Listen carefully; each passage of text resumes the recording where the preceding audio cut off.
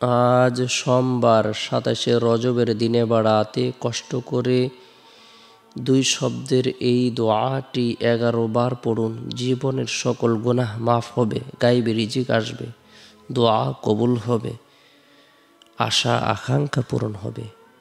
সোমবারের দিন অত্যন্ত বরকতপূর্ণ একটি দিন, ফজিলতপূর্ণ একটি দিন, মাহাত্ম্যপূর্ণ একটি দিন, তাৎপর্যপূর্ণ একটি দিন।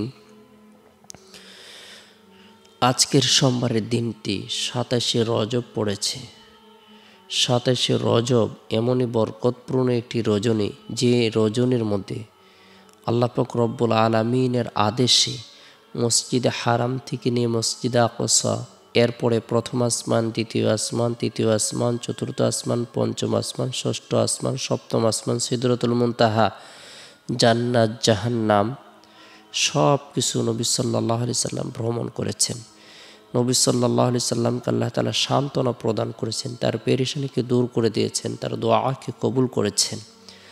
আমরাও যদি গুরুত্ব সহকারে এই দিনটিকে গুরুত্ব দেয়, এই দিন নফলে ইবাদত বন্দেগী করি, বিশেষ করে সোমবারের দিন নবী সাল্লাল্লাহু আলাইহি সাল্লাম আল্লাহ তাআলার কৃতজ্ঞতা জ্ঞাপন করার উদ্দেশ্যে, বিশেষ করে নবী করিম সাল্লাল্লাহু আলাইহি সাল্লাম সোমবারের দিন আল্লাহ তাআলার কৃতজ্ঞতা জ্ঞাপন করার উদ্দেশ্যে নফল রোজা রাখতেন। আমাদের যার সময় সুযোগ রয়েছে আমরা চেষ্টা করব নফল রোজা রাখার জন্য, এর পাশাপাশি অন্যান্য ইবাদতগুলো করার জন্য চেষ্টা করব। সোমবারের দিন ফজরের নামাজ সম্পূর্ণ করার পর সুবহানাল্লাহ ৩৩ বার, আলহামদুলিল্লাহ ৩৩ বার, আল্লাহু আকবার ৩৪ বার, এই তাসবিহ, তাহলিল, তাকবীর পাঠ করব, আল্লাহর পবিত্রতা বর্ণনা করব, আল্লাহর প্রশংসা বর্ণনা করব, আল্লাহর বরত্বকে স্বীকার করব।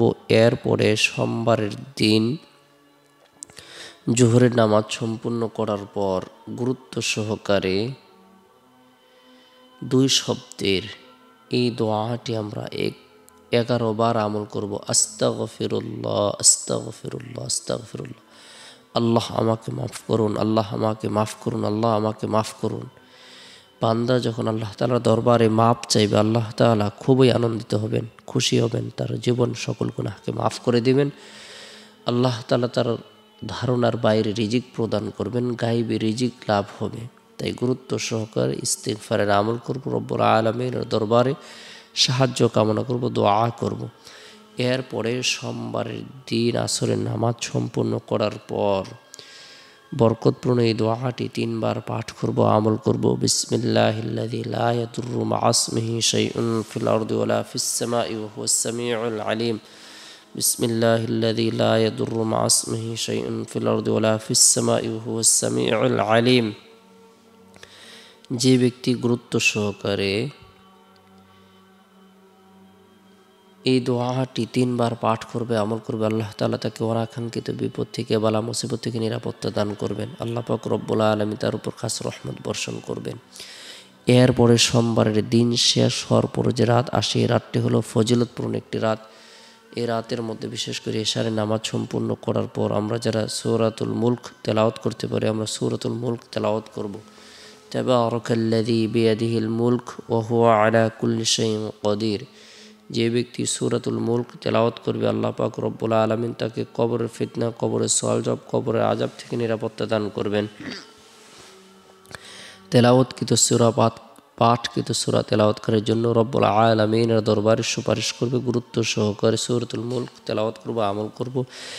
এরপরে সোমবার রাতে বিশেষ করে ঘুমানোর পূর্বে আল্লাহর নাম নিয়ে যথাসময়ে ঘুমিয়ে যাব। আল্লাহুম্মা বিসমিকা মুতআহিদ দোয়াটি পাঠ করে ঘুমিয়ে যাব। চেষ্টা করব রাতের 1/3 অংশে ঘুম থেকে জাগ্রত হয়ে তাহাজ্জুদের নামাজ পড়ার জন্য। আল্লাহ পাক রব্বুল আলামিন আমাদের সকলকে গুরুত্ব সহকারে আল্লাহর ইবাদত বন্দেগী করার, গুনাহ থেকে বেঁচে থাকার, নেক আমল করার, আখিরাতের জন্য প্রস্তুতি গ্রহণ করার তৌফিক দান করুক। সকলে ভালো থাকুন।